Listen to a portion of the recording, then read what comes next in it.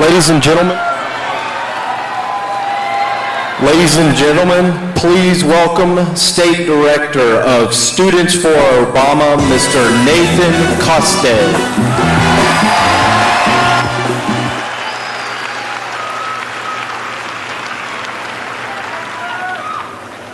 Well, this is a pretty good day, huh, guys? Well, first of all, I think I got some people to thank. I couldn't have got here without Andy Shirtliff, Julie McFarland, Susan Minicello, Erica Antil, Tara Keller, and Tekla Prentice. They've made Students for Barack Obama at the University of Montana very rewarding and a success from day one.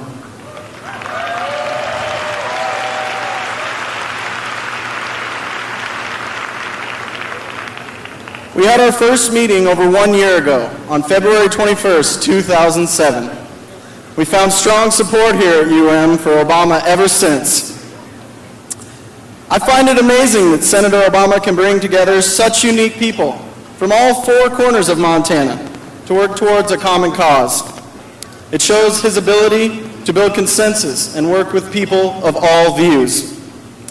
Senator Obama is not a Washington insider, and they do not run his campaign.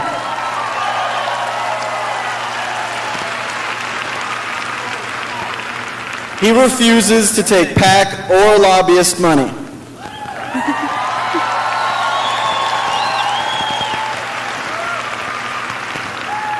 He's running a different kind of campaign, one actually centered around you, the voters, not special interests.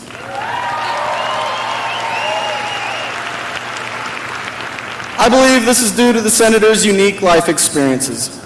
He was a community organizer on the south side of Chicago. He spent time listening and working with people who truly needed help, and he's doing it again. He's been a civil rights attorney. He served as an Illinois state senator, and now he's in his 4th year as United States senator. And now, as we all know, he's running for president of the United States.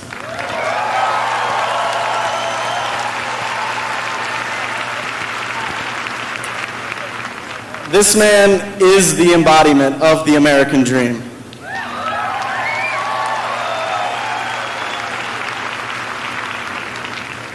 I support Senator Obama because he cares about the issues that affect my life as a student. He works for higher education funding in the United States Senate, and he demands that all Americans have health care by 2010.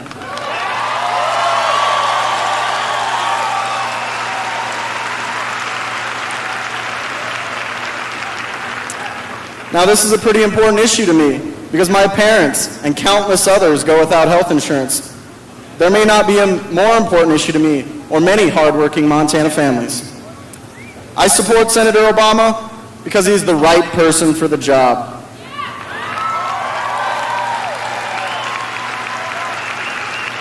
I have never felt so passionate about anything in my life.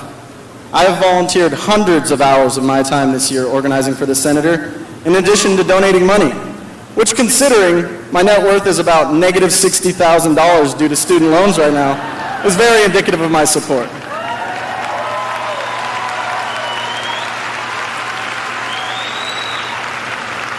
But I know that many of you share this crushing debt load with me, and I see my work for Senator Obama as a down payment for yours and my future. He will work hard to make college affordable with more Pell Grants and by easing the burden of student loans. I hope many of you as students can see similar reasons for supporting Senator Obama. He is a person of integrity who will not bend under the will of political pressure and will always stand up for what's right for America.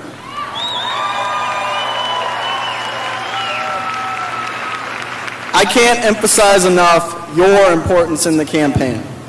We cannot put Barack Obama in the White House without your help. Register to vote and vote early, please.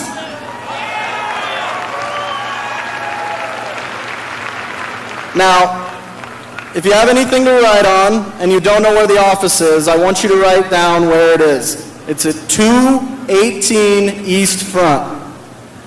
Get signed up to come down to the campaign, Because if you want real change in America, then you need to help us elect the next President of the United States, Senator Barack Obama.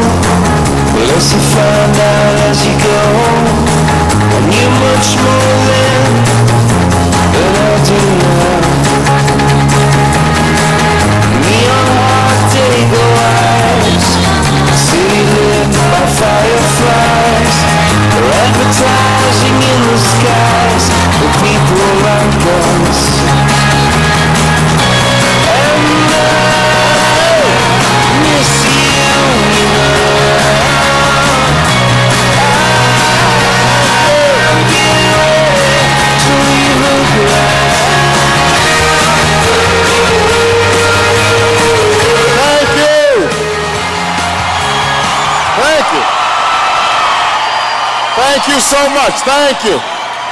Thank you, everybody. Wow. Thank you so much. It is good to be in Missoula.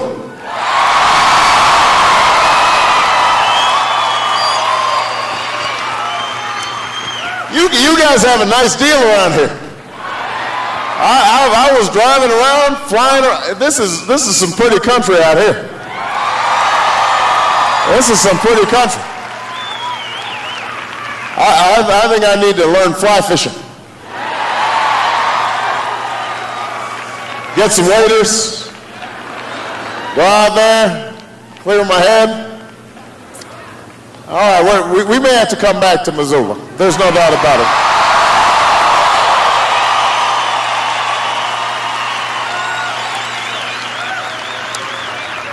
Couple of quick thank yous that I want to make. First of all, I haven't seen him, but I believe the mayor may be here. The Mayor John Engen. Is the mayor here? There he is. Give it up for the mayor of Missoula, Montana. Thank you. I want to thank Nathan for the wonderful introduction. Please give Nathan a big round of applause.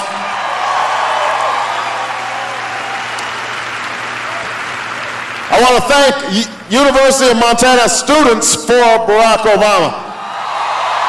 We've got a good crew here. And I want to acknowledge the president of the University of Montana, who's not here, George Dennison, but his wife, Jane Dennison, is here. Give her a big round of applause. And finally, I want to acknowledge my local organizer in case you run into Pat Lane. Give Pat Lane a big round of applause.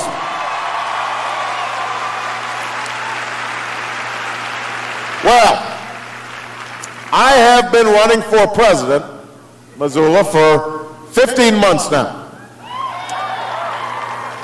Which means that there are children who have been born and are now walking and talking since I started running for president. That may be one of them right there. And I announced on the steps of the old state capitol in Springfield, Illinois, which is the building where Abraham Lincoln served for most of his life before he went to Washington. and it's the city where I served for much of my career in state government before I went to the United States Senate. On that day of the announcement, there were a number of people who said to me, Barack, why are you running this time? You are a relatively young man. Why are you running so soon? You can afford to wait. You can afford to wait. And I had to explain.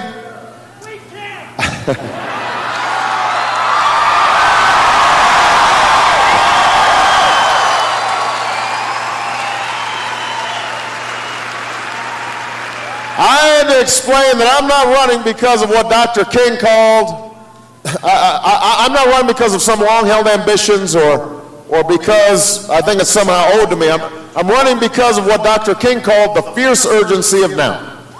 The fierce urgency of now.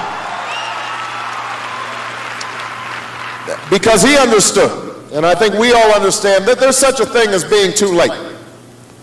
And that hour is almost upon us. We're at a defining moment in our history. Our nation is at war. Our planet is in peril, and the dream that so many generations of Americans fought for feels like it's slowly slipping away. And you see it here in Montana, you see it all across the country. Just over the last several days, we marked the 5th anniversary of the war in Iraq. We have now been in Iraq longer than we were in World War I, World War II, or the Civil War. We marked 4,000 young Americans dead, thousands more grievously injured. It has cost us so far over $500 billion, will cost us well over $1 trillion, maybe $2 trillion, by the time this thing is over. And it hasn't made us more safe. We're in a defining moment in our history. Our economy is in a shambles. And if you have any doubt, just look at the statistics. Yesterday, 80,000 jobs lost. We've lost 230,000 jobs since the beginning of this year. But even though Wall Street just figured out that the economy is not working, the rest of the country has understood it for quite some time. We are now probably in a recession. But we have been growing over the last 6 years. The economy has been getting bigger. Here's the thing. This is the first expansion since World War II where wages and incomes have not gone up during the expansion. In fact, the average income for a family has gone down as much as $1,000. And you see it in your own lives. People are working harder and harder just to get by. They've never paid more for gas. Never paid more for a college education, never paid more for health care. It's harder to save, and it's harder to retire. If you've got health care, you've seen your co-payments, deductibles, premiums going up and up and up. But 47 million people, they don't have health care at all, and you don't go to the doctor unless you get sick. Our education system, despite the slogans, leaves millions of children behind, unable to compete in a global economy. Millions.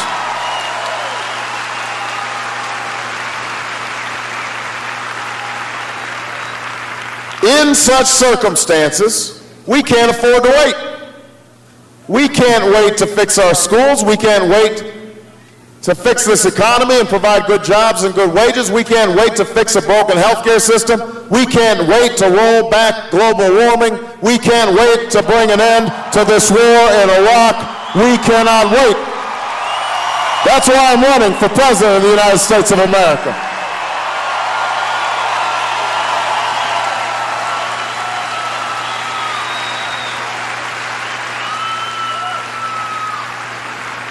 So when I decided to run, it was based on the belief that the size of our challenges had outstripped the capacity of a broken politics to solve.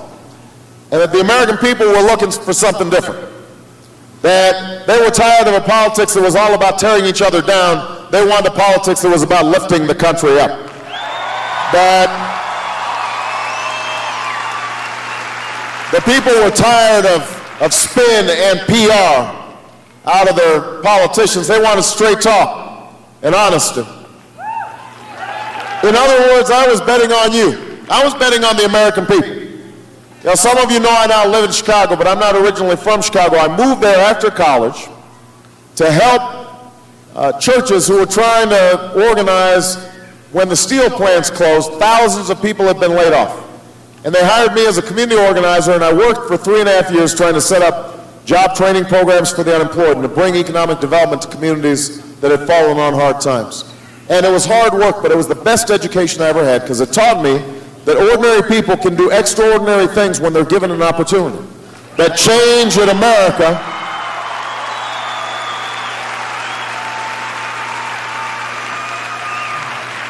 It taught me that change in America doesn't happen from the top down. It happens from the bottom up. It happens because the American people are a decent people and a generous people, and they are willing to work hard and sacrifice on behalf of future generations.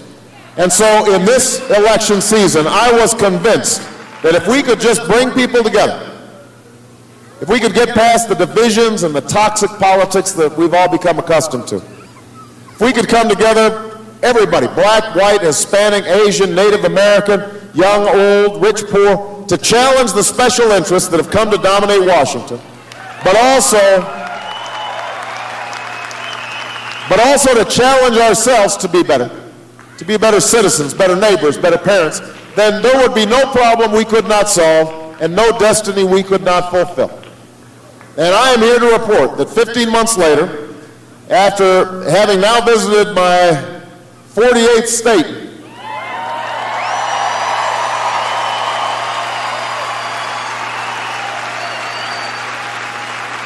after speaking to hundreds of thousands of people and shaking tens of thousands of hands and kissing hundreds of babies,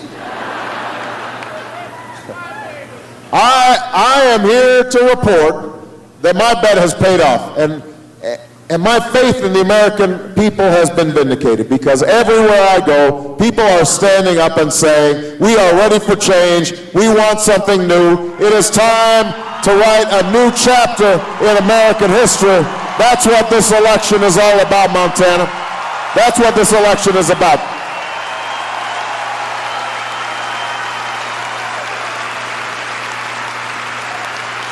Now, every state we've been seeing record turnouts. People are participating like never before, especially young people. We've seen more young people involved in politics than any time in a generation.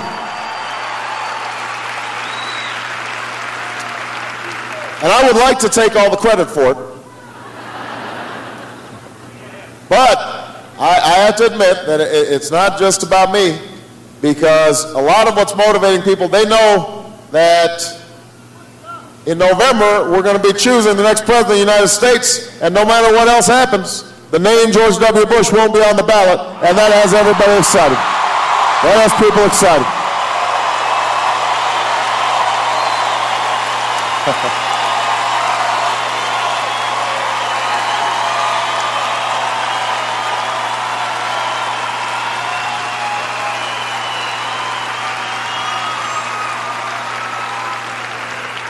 The name of my cousin, Dick Cheney, will not be on the ballot.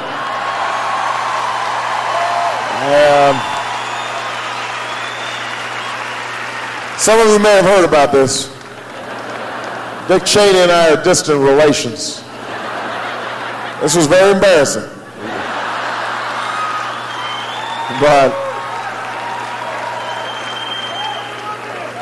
his name won't be on the ballot. So we know that the failed policies of the last 7.5 years can come to an end. The Katrina and the warrantless wiretaps and the Scooter Libby justice and the Brownie incompetence, all that can come to an end next year. But that's not the only reason that you're here.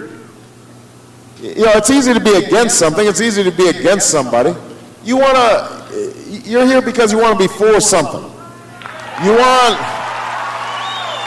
some affirmation that we as Americans can still come together and do big things and solve big problems. And Lord knows we've got big problems to solve. You know, it's not just the statistics, it's the stories that you hear as you're traveling all across the country. I met a young woman, not much older than most of the students here. She's going to school full-time. She's got a sister with cerebral palsy. So she's got to try to figure out how to support her and her sister as she's going to school. So after she goes to school, after she takes care of her sister, after she does her homework, she goes to bed about 10. She wakes up at 1 o'clock in the morning to work a night shift at the Federal Express, taking packages out to airplanes. She gets 3 hours of sleep every single night. And you know, she told me this not out of self-pity. She was determined to get her degree and make a better life for her and her sister. But what she couldn't understand is why is it the government, why isn't Washington, why our leaders didn't seem more determined to provide her a little bit of help, to make sure that school was affordable, to make sure that her sister got the health care that she needed. You know, all across the country, I meet guys 50, 55 years old who worked in a factory, worked in a plant, worked in a mine for 20, 30 years. And suddenly things shut down or the plant gets shipped off to China or Mexico, and they don't just lose a job, they lose their health care, they lose their pensions, and oftentimes they lose a sense of who they are because it was wrapped up with being able to support their family. And now they're competing with their teenage kids for jobs at the local Walmart, paying $7, $8 an hour. All across this country, I meet veterans of Iraq who are proud of their service, and rightfully so. They have done everything that's been asked of them. They have performed magnificently.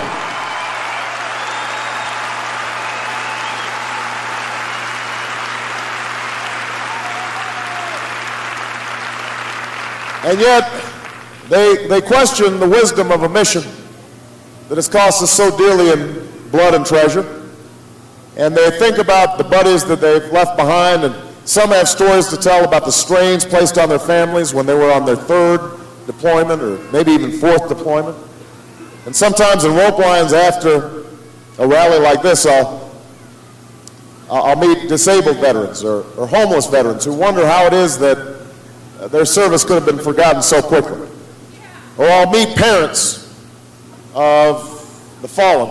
A woman in Green Bay, Wisconsin gave me this bracelet to commemorate a 20-year-old son who had died in a roadside bomb and who wept silently as she told me his story. Now, those are the stories that stick with you. And the problem is, people don't feel like anybody's listening to them. They don't feel like George Bush is spending time worrying about their lives. They don't feel like Congress is fighting for them. They have a sense that the insiders, the lobbyists, the fat cats, that they are the ones who are setting the agenda in Washington. And you know, I wish I could tell them that they were wrong, but so often they're not. I mean, think about it. We've been talking about health care reform for decades now, through Democratic and Republican administrations. And yet year after year, nothing happens. You get presidential candidates coming to you every 4 years saying, we're going to reform health care. People feel rightly cynical about it. It never happens. Why is that? Well, how about this? The drug companies, the insurance companies spent $1 billion over the last 10 years preventing reform from happening. Is it any wonder if they're spending $1 billion on lobbyists and campaign contributions and PR, that the laws that come out of Washington are very good for them, they're not so good for you? Energy policy. We've been talking about energy policy since 1973 at least, since Jimmy Carter, since the gas lines. I was 12 years old. And yet decade after decade, nothing happens. Why is that? Well, it helps to understand that when Bush put Cheney in charge of energy policy, he did. Cheney met with the environmental groups once. He met with the renewable energy groups once. He met with the oil and gas companies 40 times. 40 times. So is it any wonder then that energy policy made in Washington is very good for ExxonMobil, not so good for you? That's why this election is so important. It is not enough just to change political parties in the White House. We've got to change how politics is done. We've got to change how business works in Washington.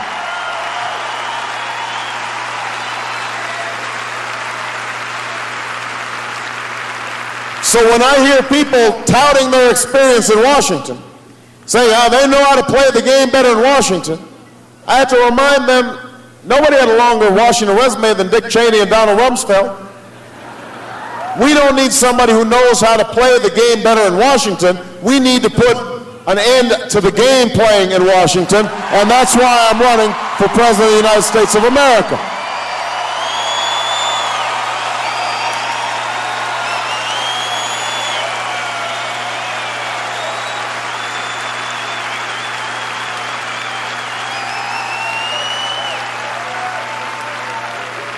But here's the thing, MIssoula. I can't. I just like saying MIssoula, by the way. That's a good name, MIssoula. It goes with a lot of vowels, same kind of thing. Here's the thing, MIssoula. I can't do it by myself.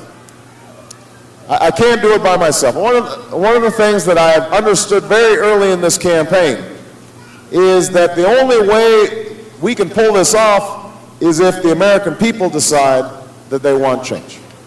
Well, when we started, we had no idea how we were going to raise money because we're not taking PAC money. We're not taking money from federal registered lobbyists.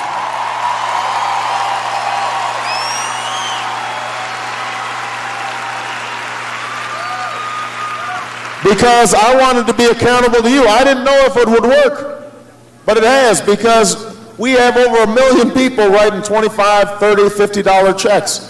We didn't know whether or not we could compete with organizations that had been built 20 years ago. I mean, all the establishment folks were endorsing other candidates. I didn't know if it was going to work. Me coming out here, black guy, funny name,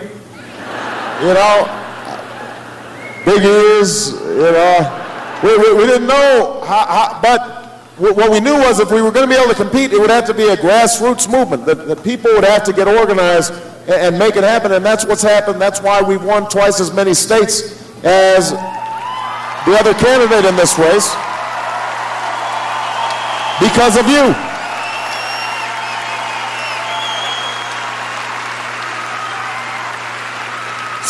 So my main message is, this is not about me.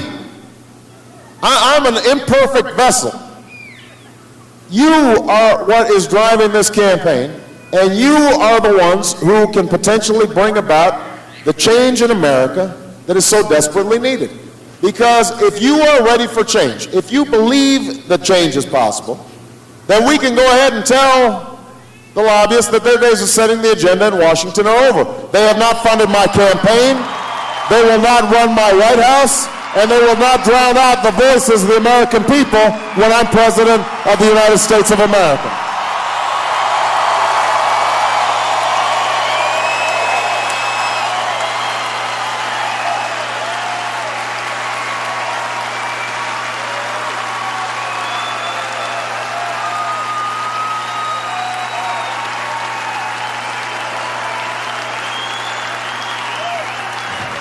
If you're ready for change, then we can stop talking about the outrage of 47 million people without health insurance and start doing something about it. This is personal for me. My mother died of cancer when she was 53 years old. And that was hard enough, but what was harder was watching her read through insurance forms in the last month of her life, because she had just gotten a new job and the insurance company was saying, maybe there's a pre-existing condition, maybe we don't have to cover your health care bills. So I know what it's like to see a loved one suffer, not just because they're sick, but because of a broken health care system, and it is wrong. And that is why I have said that I'm going to put forward a plan that provides health insurance to every American who wants to get health insurance. If you've already got health insurance, we're going to lower your premiums by $2,500 per family per year. if you don't have health insurance, you'll be able to get a plan that is at least as good as the plan I have as a member of Congress.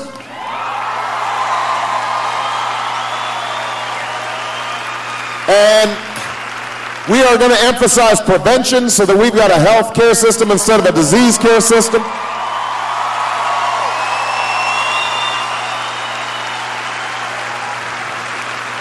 And we are going to take on the drug companies to lower prescription drugs. And we are not going to wait 20 years from now to do it or 10 years from now to do it. We are going to do it by the end of my first term as President of the United States of America.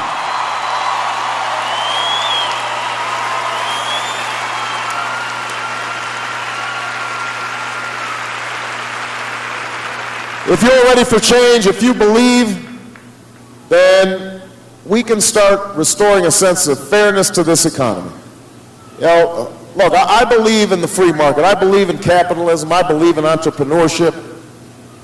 But I also think that when a CEO of a company is making more in 10 minutes than ordinary workers are making an entire year, and the CEO gets tax breaks, and the ordinary worker gets nothing, and if the company goes belly up, then the CEO walks away with multi-million-dollar bonuses, and the worker loses his pension, then something's wrong. That's not fair. That's not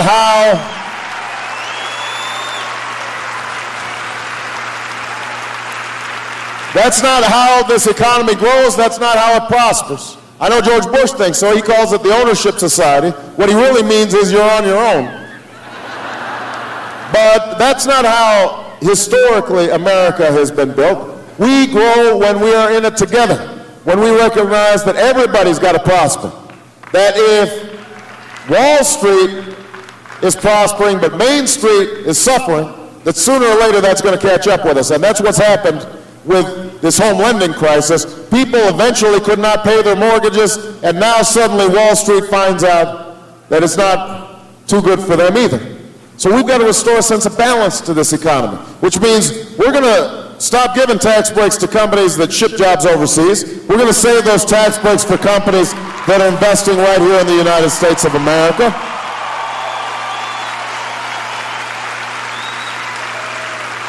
It means we're going to roll back Bush tax cuts for the wealthiest Americans and give tax breaks to ordinary Americans who are working real hard right now and struggling to pay the bills.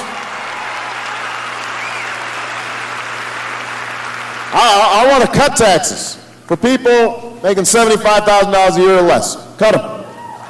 Save the average family about $1,000 a year so that they can pay for all the higher prices that they're paying.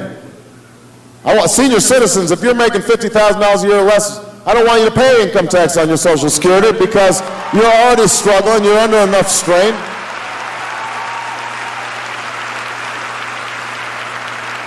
I believe in free trade, but I want to make sure that we are negotiating not just on behalf of corporate profits, but also on behalf of workers, which means that we've got strong labor standards and strong environmental standards and strong safety standards in all of our labor agreements, so we're not being undercut,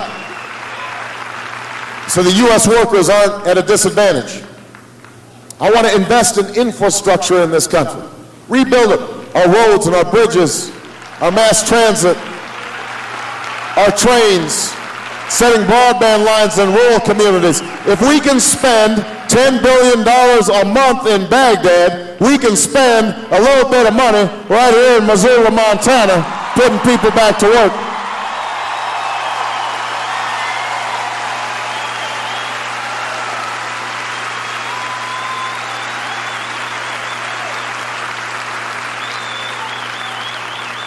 I want to make sure that we have the best education for every child.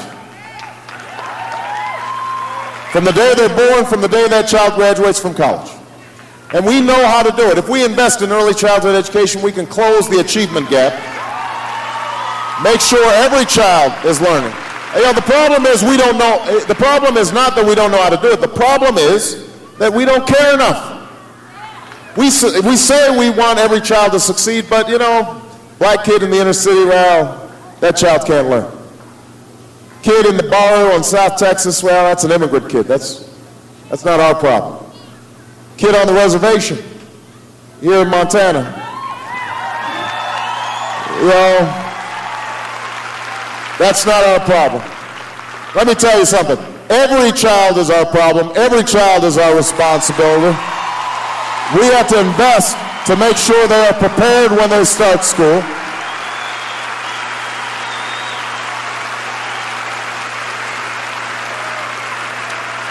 I don't want to just talk about how great teachers are. I want to reward them for their greatness by giving them higher salaries and giving them more support.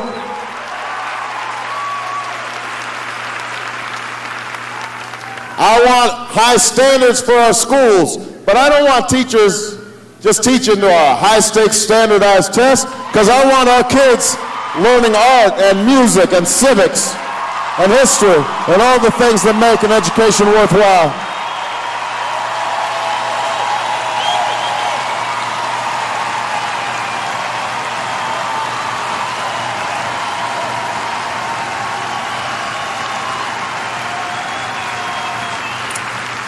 I don't know about you, but I want to make college affordable for every young person in America.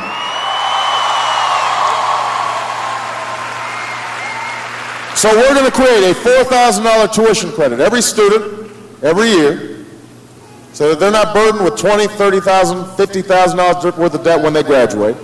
But young people, you'll have to give something back in return. For that $4,000, we get some community service, some national service. You spend some time in a homeless shelter, teaching on a reservation,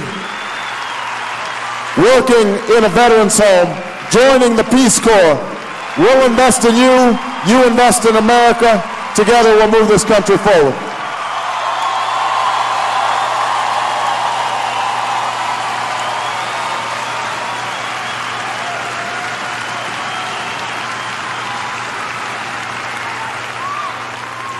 I want an energy policy that makes sense. Our current energy policy doesn't make sense. We send $1 billion a day to foreign nations because of our addiction to foreign oil. We are paying record prices at the pump, and I know you guys have to drive a lot around here.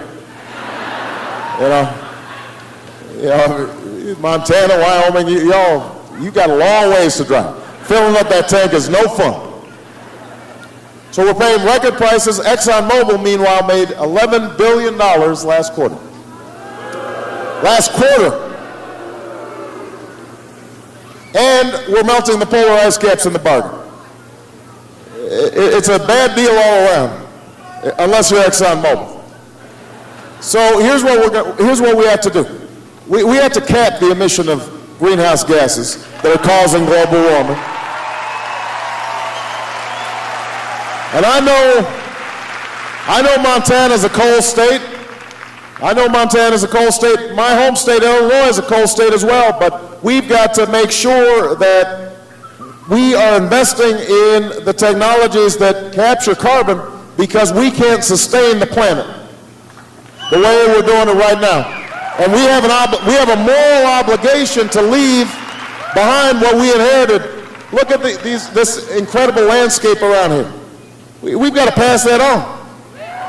We've got to pass that on to the next generation. And there doesn't have to be a contradiction between good environmental policy and good economic policy. If we cap the emission of greenhouse gases, we can generate billions of dollars that we reinvest in solar and wind and biodiesel and clean coal technology. We can generate millions of jobs in the green energy sector, making our buildings more energy efficient. We can incentivize consumers to change their light bulbs and insulate their homes. These are all steps that we can take, and we've been through bigger challenges than this. It's not going to require that much sacrifice, but it will require a little bit. But that's what Americans do. We sacrifice a little bit for the next generation. That's what we do. That's how we built this country.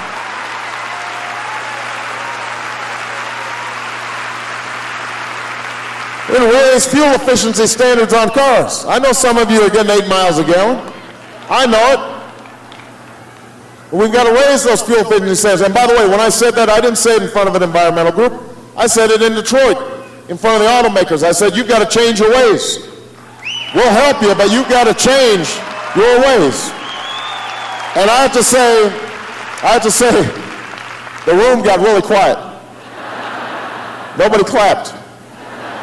But that's okay, because part of what you need from the next president is not somebody who's just going to tell you what they think you want to hear, but is going to tell you what you need to hear. Is going to tell you the truth.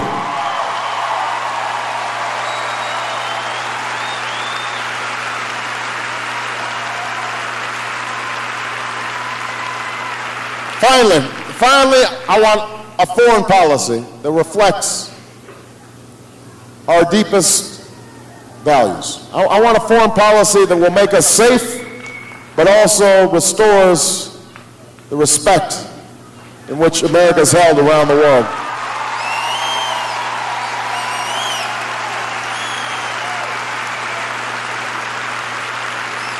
My job as Commander-in-Chief will be to keep you safe.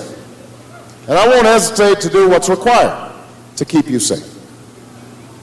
Keeping you safe starts with maintaining the finest military in the world, and that means training our troops properly, equipping them properly, paying them properly, putting them on proper rotations, treating them properly when they come home. No more homeless veterans, no more begging for disability payments, no more waiting for hours to get into the VA. We owe our veterans all of our honor, all of our respect, and we've got to put our money where our mouth is.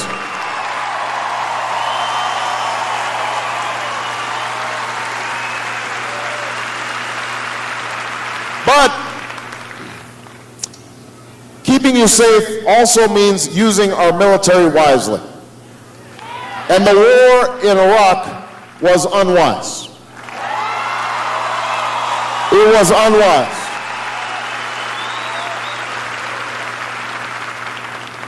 It has cost us so dearly, but it has not made us more safe. It has distracted us from the war that needed to be won in Afghanistan. It has weakened our economy. It has fanned the flames of anti-American sentiment. That's why, alone among the remaining presidential candidates, I opposed this war from the start in 2002.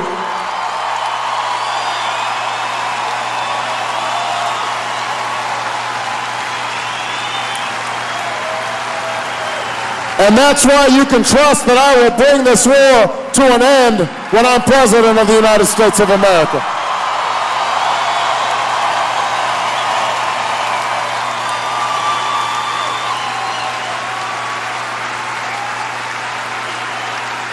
So when somebody asks you, who do you want to answer the phone call at 3 in the morning, you tell them what you want is somebody who will actually read the intelligence, who will actually listen to dissenting views, who will weigh the costs and the benefits of any action that's taken. You want, in other words, somebody with some good judgment. And I'm happy to stack up my judgment against the other two candidates' judgment, because they've had their chance and they made the wrong choice. And you want somebody who will make the right choices answering that phone call at 3 o'clock in the morning.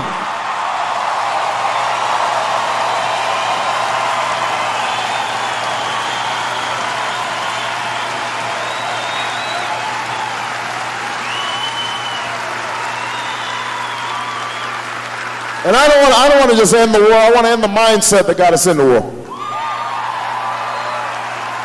I want to break the fever of fear that has dominated our politics.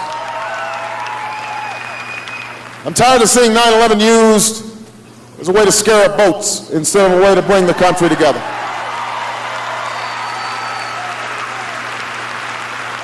We're going to restore a sense of diplomacy in our foreign policy. I said very early on that I will not just meet with countries I like, but countries I don't. Not just with leaders I like, but leaders I don't. Not just our friends, but with our enemies.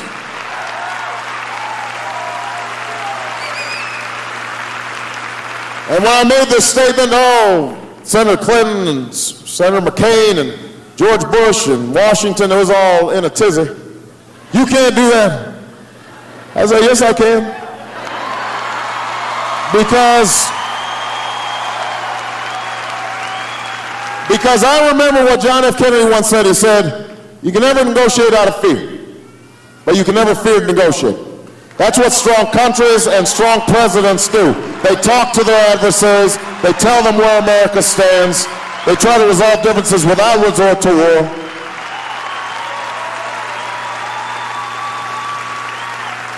And when we take that approach, when we do that, we can go before the world and say, America's back. We are ready to lead. Yes, we'll lead in hunting down terrorists, but we'll also lead in trying to reduce nuclear stockpiles and deal with nuclear proliferation. We're also going to lead in helping poor countries deal with HIV/AIDS and clean drinking water, building schools. We're also going to lead in bringing an end to the genocide in Darfur.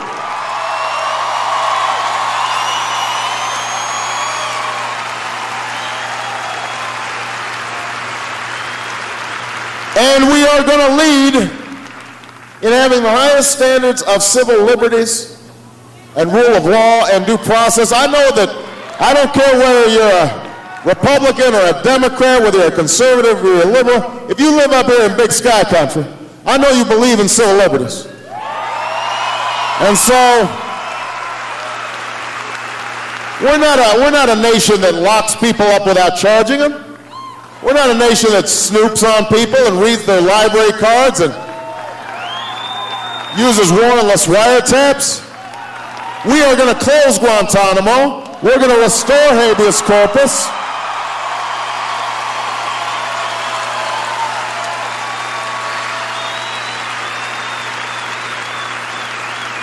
We're going to reverse those executive orders that gives the president unbounded power to snoop on the American people, because you'll have a president who has taught the Constitution, who believes in the Constitution, and will obey the Constitution of the United States of America.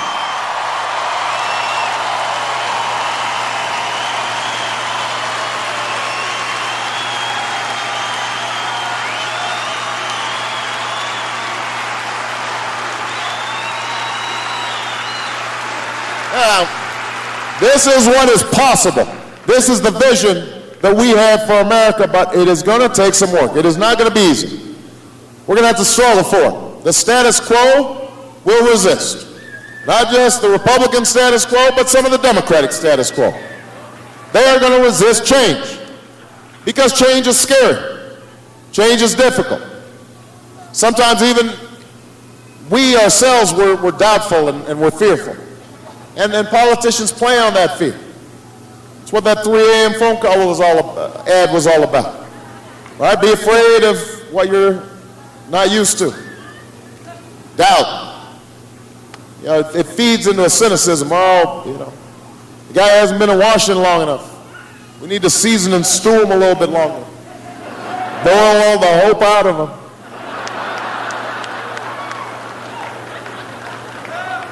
But, we have to make these changes. We don't have a choice.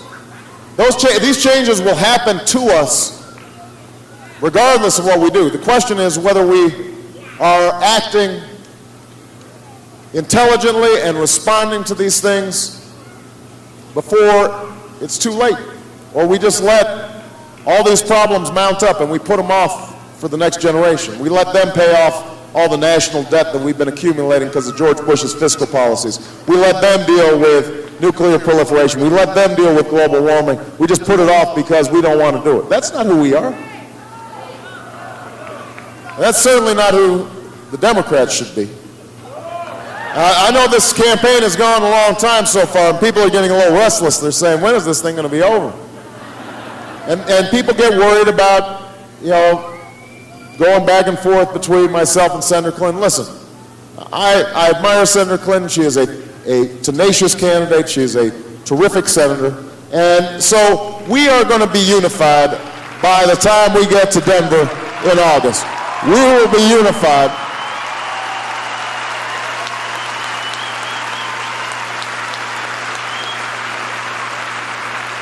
My difference with Senator Clinton is not on policy for the most part. It's that I don't think she understands how profoundly we have to change Washington in order to bring about the changes that need to happen.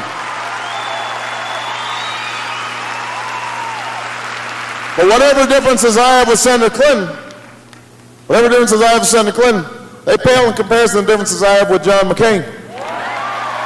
Because John McCain is a great American hero.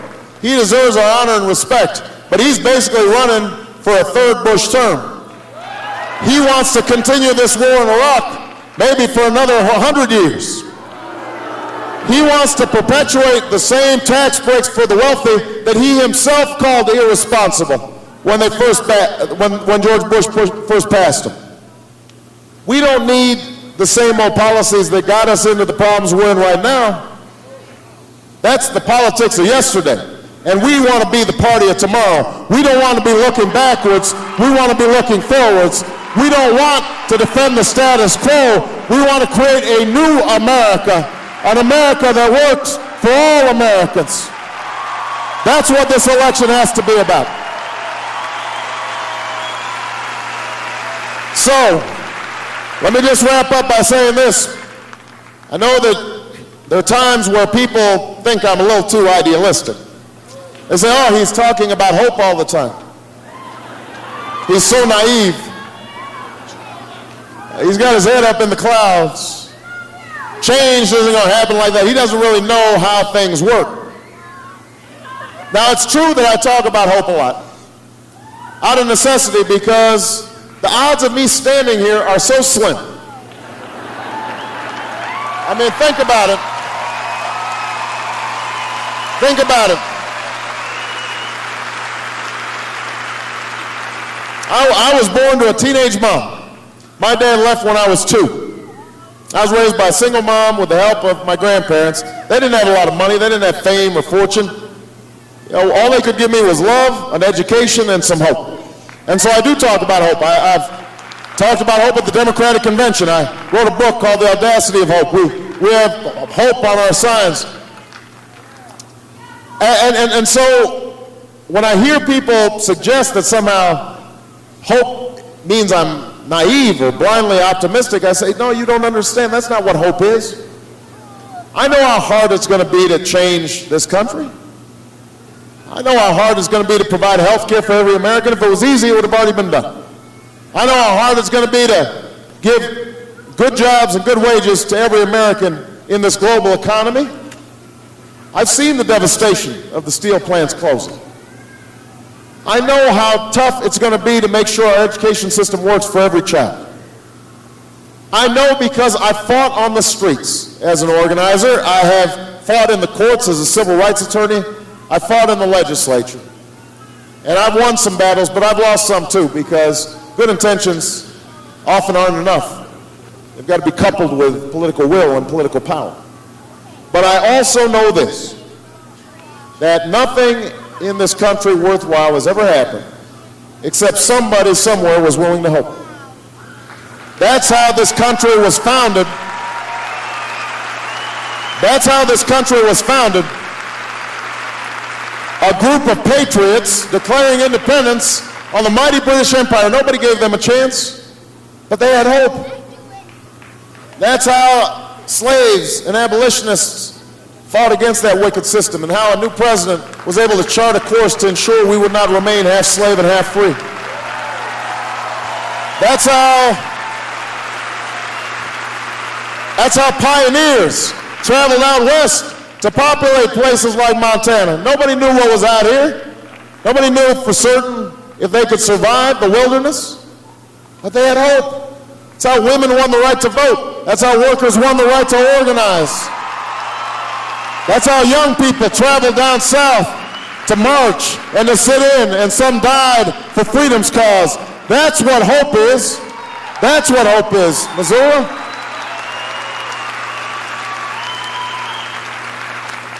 imagining and then fighting for, then struggling for what did not seem possible before. That's what hope is. And that's the moment that we're in right now. That's the opportunity we have in this election. You know, there's a moment in the life of every generation where that spirit has to come through, where we cast aside the doubt and the fear and the suspicion of each other, where we push aside the things that divide us, race and religion, and where we decide to roll up our sleeves and arm in arm, we decide we're going to remake this country, block by block, neighborhood by neighborhood, county by county, state by state. This is our moment. This is our time. And if you are willing to work with me, if you are willing to vote for me, if you are willing to organize with me, if you're willing to speak out with me, then I promise you, we will not just win Montana. We will win this nomination. We will win the general election. And you and I, together, we will transform this country and we will transform the world. Thank you, everybody. Love you, Missoula. Thank you.